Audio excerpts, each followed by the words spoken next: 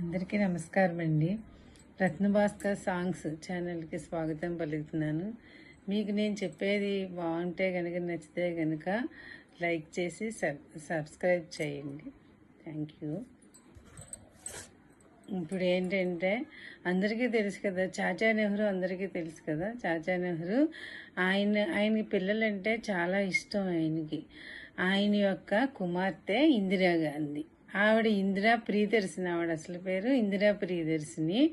ఆవిడ 1917 సంవత్సరం నవంబర్ 19న పుట్టింది. అలహాబాద్లో వాళ్ళ యొక్క ఆనంద భవనంలో పుట్టిందనమాట. చిన్నప్పటి నుంచి ఆవిడకి రాజకీయాలు అవి కూడా వాళ్ళ ఇంట్లో ఏంటంటే మోతీలాల్ నెహ్రూ గారు, జవహర్లాల్ నెహ్రూ ఉండేవారు. వాళ్ళందరి దగ్గరికి కూడా నాయకులందరూ వచ్చి చర్చలు అవి జరుపుతూ ఉంటారు. దాని ప్రభావంతో ఈవిడ కూడా రాజకీయ నాయకురాల కింద ఈ స్వాతంత్రోద్యమంలో పాల్గొని అందరితో పాటుగా చాలా కష్టాలు పడిందనమాట. ఈవిడ స్వాతంత్రాన్ని మొత్తానికి 1947 సంవత్సరం ఆగస్టు 15వ తారీఖున మనకి స్వాతంత్రం వచ్చింది.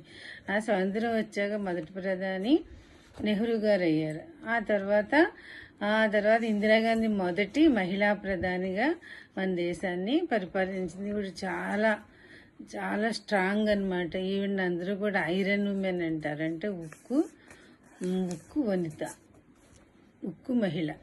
ఈవిడ చాలా చాలా నిర్ణయాలు అవి తీసుకుని దేశాన్ని చాలా ప్రగతి పదంలో నడిపించిందనమాట. ఈవిడ తల్లి పేరు కమలా నెహ్రూ, తండ్రి తెలుసు కదా నెహ్రూను. ఈవిడ 1942లో ఫిరోజ్ గాంధీ అనే ఆయన్ని పెళ్లి చేసుకుంది. అప్పుడు ఇందిరా ప్రియదర్శిని అలా కూడా ఇందిరా గాంధీ కింద మరింటి పేరు మారింది. ఈవిడ ఇంకా చాలా చాలా మనకి చాలా చేసింది. దేశానికి బ్యాంకుని రాజకీయ చేసి జాతీయం చేసింది. ఇంకా మిగతా బంగ్లాదేశ్ అలాంటి వాటిని స్వాతంత్రం వచ్చి ఇవ్వడానికి కృషి చేసింది. ఇలాగ రాజకీయంగా చాలా చాలా పనులు చేసింది అనమాట. ఈవిడికి 2 పిల్లలు. ఎవరు వాళ్ళు? రాజీవ్ గాంధీ, సంజీవ్ గాంధీ. రాజీవ్ గాంధీ కూడా మనకి ప్రధాని చేశారనమాట. ఈవిడ ప్రధాని ఎప్పుడైందంటే 1966లో ప్రధాని కింద అయ్యి చాలా సంవత్సరాలు మనకి ఎక్కువ కాలం ప్రధానమంత్రి కింద పనిచేసిందనమాట.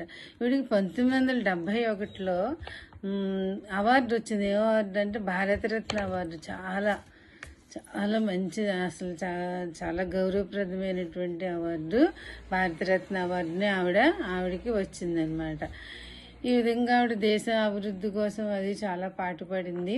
మహిళలందరికి కూడా పెన్షన్లు అవి ఇచ్చింది. అందరికీ ధైర్యంగా ఉండాలి. ఇదివరకు అసలు పెన్షన్ ఉండేది కదా ఆడవాళ్ళు వితంతువులకి వాళ్ళకి కూడా.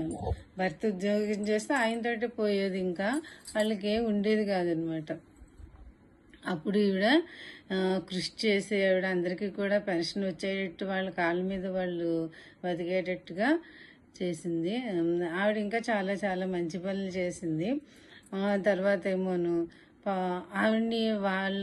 ఆవిడకి కాపలాగా ఉండే భద్రతని కాపాడేటువంటి వాళ్ళే కూడా బాడీ గార్డ్సే ఆవిడని హత్య చేయడం జరిగింది. 1984లో అక్టోబర్ 31వ తారీఖున ఆవిడని హత్య చేశారు. ఆ తర్వాత ఆవిడ అమరురాలయ్యారు. అందరికీ ఆవిడ చేసిన పనులన్నీ బాగా గుర్తున్నాయి.